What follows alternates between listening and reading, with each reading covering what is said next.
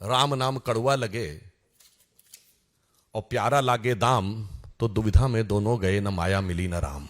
इस प्राण प्रतिष्ठा का बहिष्कार करके कांग्रेस पार्टी और कांग्रेस की परंपरा, कांग्रेस गोत्र के जितने दल हैं, उन्होंने ये स्पष्ट कर दिया है कि वो राजनीतिक दृष्टि से निष्प्राण तो होते ही जा रहे थे, अब उनकी प्रतिष्ठा भी समाप्त हो गई।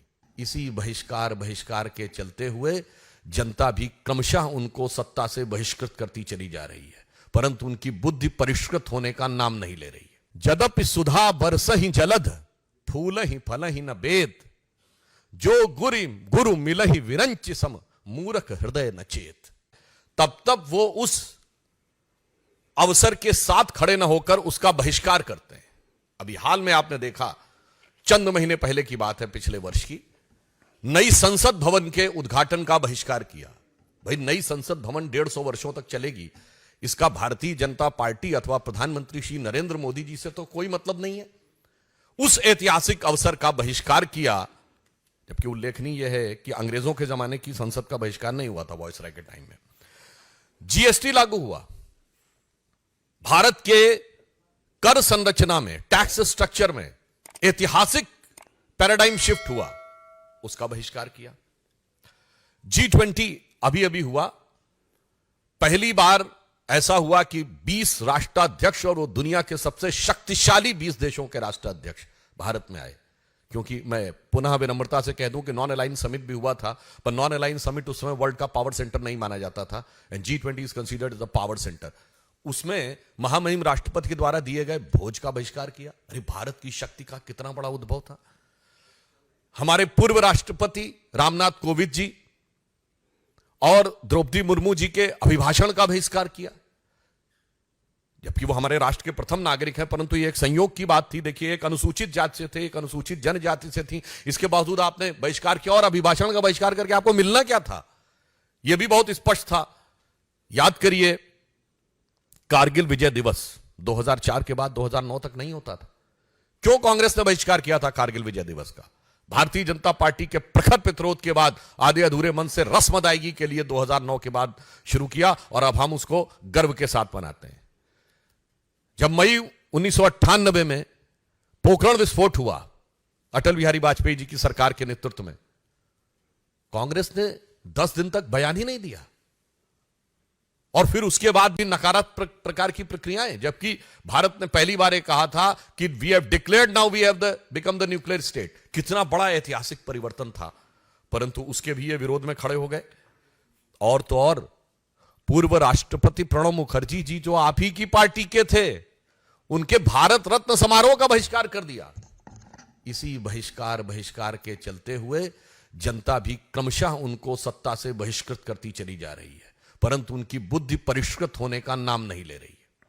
आज जब अयोध्या में श्री रामलला विराजमान की प्राण प्रतिष्ठा होने जा रही है, और उस समय एक बार पुनः कांग्रेस ने अपनी उसी प्रवृत्ति के अनुरूप, क्योंकि यह भारत के इतिहास का ऐतिहासिक पल है।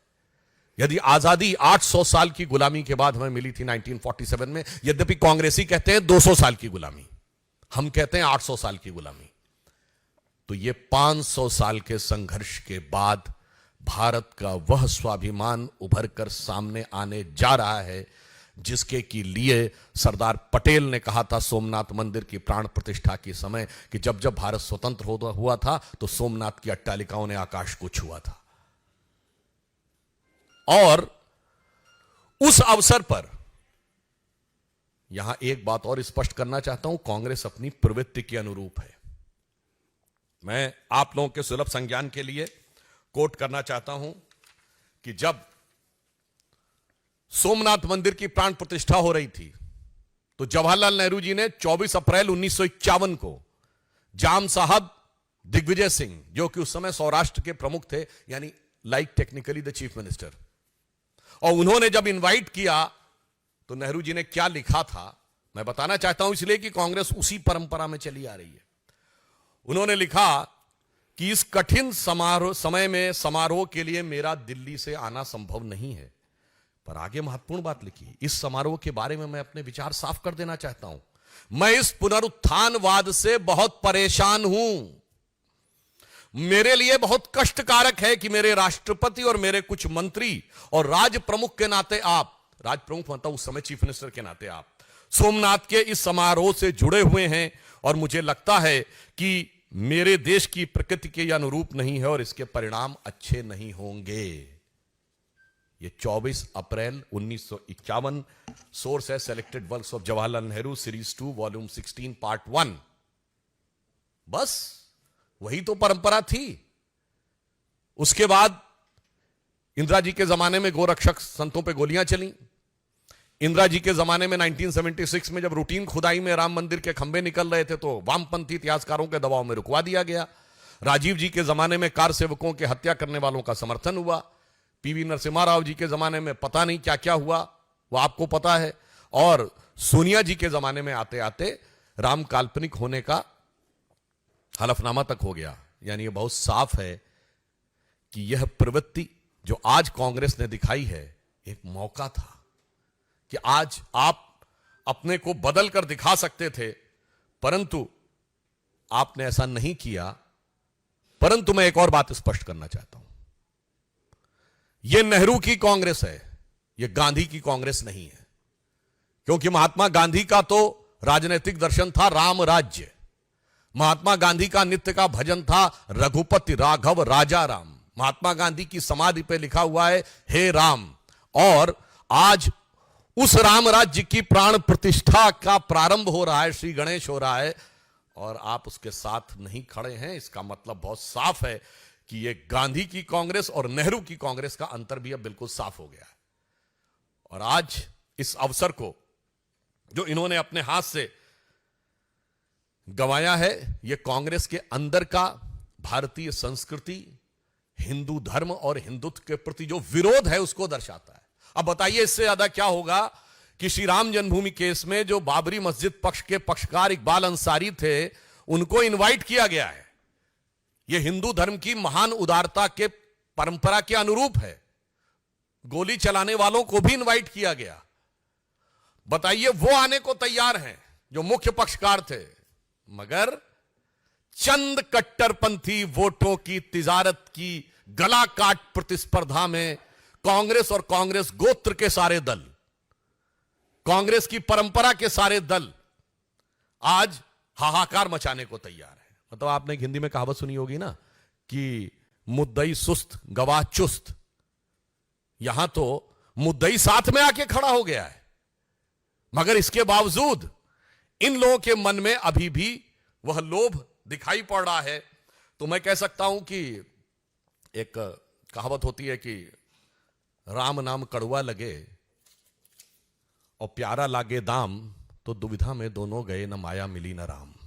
मैं स्पष्ट कर देना चाहता हूं, इस प्राण प्रतिष्ठा का बहिष्कार करके कांग्रेस पार्टी और कांग्रेस की परंपरा, कांग्रेस गोत्र के जितने दल हैं, उन्होंने ये स्पष्ट कर दिया है कि वो राजनीतिक दृष्टि से निष्प्राण तो होते ही जा रहे थे, अब उनकी प्रतिष्ठा भी समाप्त हो गई।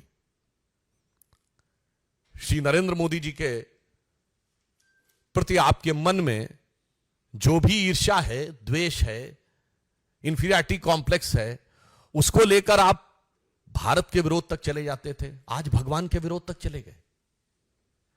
इसलिए मैं यह भी स्पष्ट करना चाहता हूं कि एक बार श्री राम जन्मभूमि ट्रस्ट ने जब इनवाइट किया था तो उन्हें